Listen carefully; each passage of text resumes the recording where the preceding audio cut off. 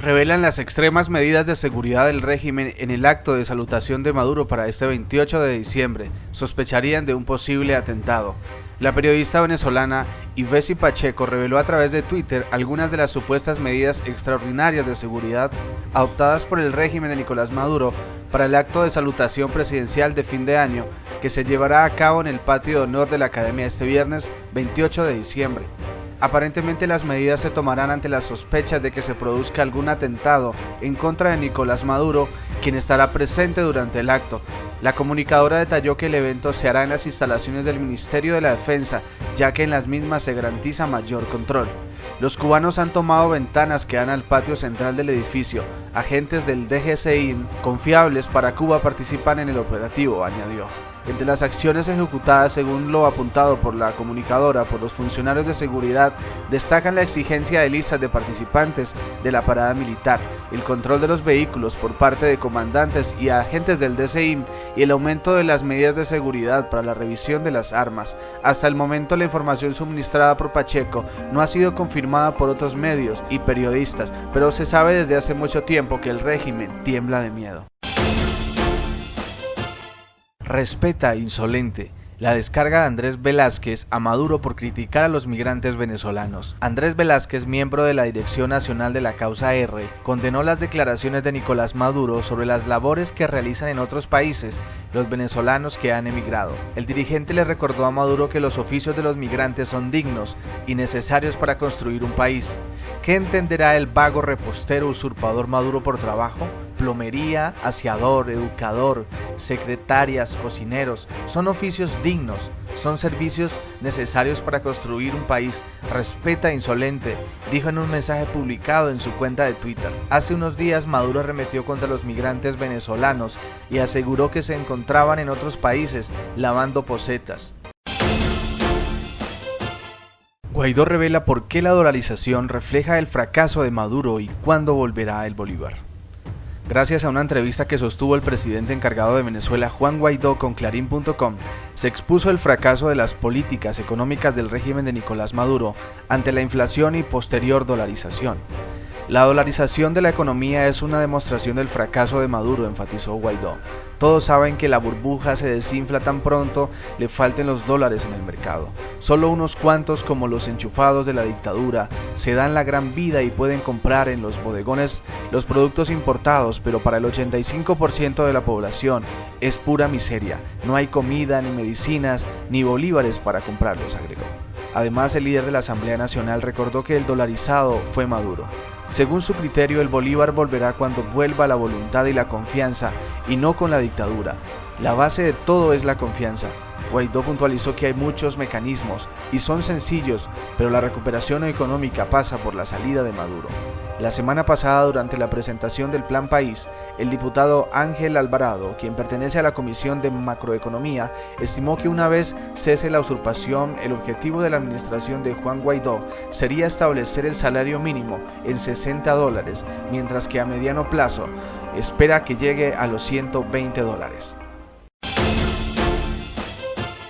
Maduro dice que recuperará la Asamblea Nacional en 2020. Nicolás Maduro acusó a la oposición de sabotear la economía de Venezuela. El dictador Nicolás Maduro afirmó este jueves que recuperará el Parlamento en 2020, actualmente controlado por la oposición, a la cual ha acusado de sabotear la economía y de llamar a la invasión del país. Le preguntó a Venezuela si este año hemos tenido una mejor Asamblea Nacional, si ha hecho algo por el pueblo y si estos 4 años hemos tenido una mejor Asamblea Legislativa. Es un error que cometimos todos, no debe continuar esa Asamblea Nacional, indicó Maduro, según recoge la cadena pública venezolana de televisión. Maduro insistió en que se tiene que producir un gran cambio en la Asamblea Nacional de Venezuela y ha alertado de las consecuencias políticas y económicas para los venezolanos de que la oposición controle el Parlamento. Ya se acerca el 2020 y al amanecer del 1 de enero pensemos porque es el año en que recuperaremos la Asamblea Nacional de Venezuela con el voto del pueblo para ponerla al servicio de las grandes mayorías y del interés nacional, manifestó el dictador. Pernil del gobierno no termina de aparecer en Puerto Cabello. Familias de Valle Seco, Colinas de Valle Seco, El Polvorín, Ezequiel Zamora, La Pedrera, Negro Primero y Rancho Chico de la parroquia Bartolomeo Salón de Puerto Cabello denunciaron este viernes que aún no reciben el pernil prometido por el gobierno de Nicolás Maduro. Al respecto, William Tate, vocero comunal de La Pedrera, indicó que hace un mes más de 200 familias pagaron al comerciante del pernil bolivariano un monto de 20.500 bolívares por una pieza de 3 kilogramos de marrano que no han recibido, ni señas de que la recibiremos, según lo que nos han dicho de los líderes de calle. Por su parte, desde Cumboto 2, en la parroquia Guayguasa, María Querales denunció que a inicios de semana los jefes del Comité Local de Abastecimiento y Producción CLAP cargaban unas pocas cajas de pernil y anunciaron que como no alcanzaban se rifarían entre las familias del sector, lo que representa una burla del presidente Nicolás Maduro al pueblo. Alberto Herrera, de la urbanización San Esteban, se sumó al coro de denunciantes. El vocero comunal aseguró que desde que pagamos el pernil nadie ha venido a darnos la cara. No entendemos por qué si el presidente dice que es un pernil para cada familia, aquí en Puerto Cabello no aparece el marrano y lo poco que se ha visto es bastante chucuto, al punto que no alcanza ni siquiera para 100 familias en ningún sector. Los dirigentes vecinales coincidieron en responsabilizar al gobernador del estado Carabobo, Rafael Acaba, y al alcalde de Puerto Cabello, Juan Carlos Betancourt, que descargan la responsabilidad de distribución del beneficio cárnico en una estructura que, como la del Partido Socialista Unido de Venezuela, a escala municipal, está viciada. Agregaron que parece que se va a repetir la misma historia del año pasado, cuando el pueblo porteño no vio el pernil, pero fue Voz Populi, que quienes actuaron como distribuidores vendiendo esos perniles del pueblo a restaurantes de pizzerías de Rancho Grande y la zona colonial, mientras la gente se comía un cabrito. Los dirigentes comunitarios exigieron a las autoridades nacionales en Caracas que intervengan para poner orden en este desastre que está ocurriendo con la entrega del pernil en Puerto Cabello. El pueblo pagó hace un mes el beneficio y no lo recibe, insistieron. Chavismo provocó más de 80.000 apagones en 2019. La red eléctrica de Venezuela ha fallado al menos unas 80.700 veces en 2019 en todo el territorio nacional, así lo afirmó un estudio realizado por el Comité para los Afectados por Apagones, mientras el régimen de Nicolás Maduro se dedica a iluminar de manera excesiva la capital venezolana por las fiestas decembrinas. El resto del país enfrenta apagones diarias que pueden superar las 10 horas, fallas eléctricas que persisten desde hace más de 5 años. El sistema eléctrico nacional se encuentra prácticamente en ruinas y el régimen de Nicolás Maduro se ha dedicado a canibalizar los equipos y las subestaciones eléctricas que suministran el servicio a la mayoría de los estados del país. Aixa López, jefe del comité, señaló que al menos 9 apagones generales dejaron a oscuras a la mayoría de los estados del país de manera simultánea. Es el centro hidroeléctrico El Gurin donde se presenta el problema. Planta Centro, los administradores de la planta deberían producir 2.600 megavatios y desde 2018 hemos estado advirtiendo que Planta Centro ha producido 385 megavatios y ha producido 0 este mes, señaló el portal de noticias Runrunes. Según el estudio, los estados fronterizos de Venezuela son los que se han visto más afectados. Zulia, el estado más caluroso del país, vivió la mitad de las fallas eléctricas, seguido por el estado Táchira.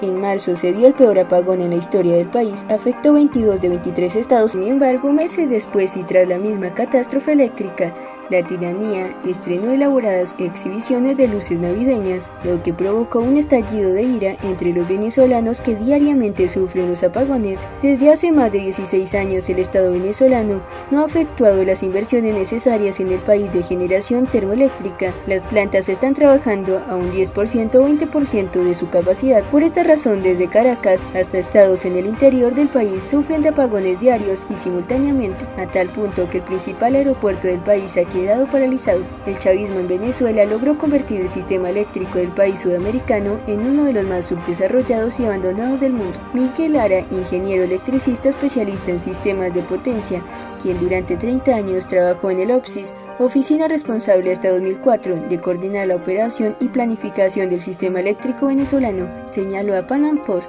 que en Venezuela el deterioro del sistema eléctrico se ha profundizado principalmente porque su generación ha venido descendiendo a tal punto de que hoy se genera en el país mucho menos de lo que se producía hace 20 años. No solo hay una disminución en el sistema de generación eléctrica, sino que también los equipos de transmisión y distribución presentan serias fallas. Las líneas de transmisión se están cayendo, están corroídas, los transformadores se explotan. Todo esto evidencia un mantenimiento prácticamente nulo.